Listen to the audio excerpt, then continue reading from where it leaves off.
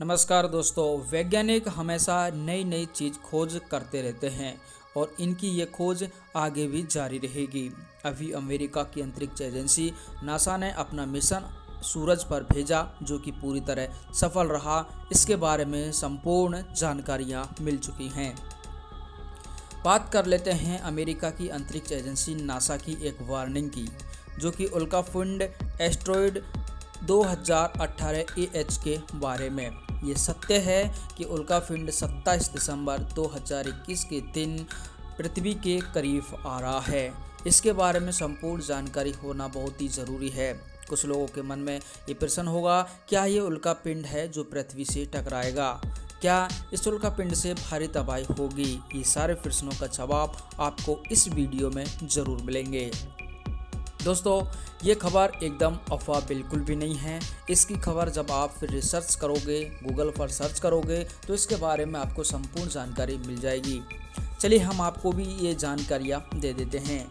साल 2018 में इसे वैज्ञानिकों ने खोजा था, जब ये धरती के बेहद नज़दीक से गुजर गया था। इसके आने की उस समय सूचना इसलिए नहीं मिल पाई थी क्योंकि इसमें किसी तरह की रोशनी नहीं है। ये बेहद गहरे रंग का है। रात में गुजरने की वजह से इसके आने जाने का पता नहीं चला था। साल 2018 के बाद से अब तक इतने बड़े आकार का कोई एस्टेरॉयड धरती के बगल से नहीं गुजरा है। नासा के मुताबिक अगर कोई एस्टेरॉयड 140 मीटर से ज़्यादा व्यास या लंबाई का होता है तो वह तुंगसुका इवेंट जितनी तबाही मचाने की हैसियत रखता है।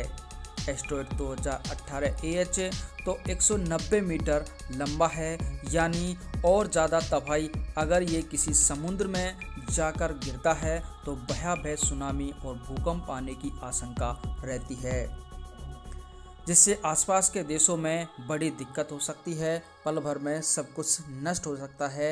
ये दोस्तों नासा की एक तरह से सूचना है। इसमें कितनी सच्चाई है, आगे उन्होंने बताया। एस्टेरॉयड 2018 AH धरती से करीब 45 लाख किलोमीटर दूरी से होकर गुजरेगा।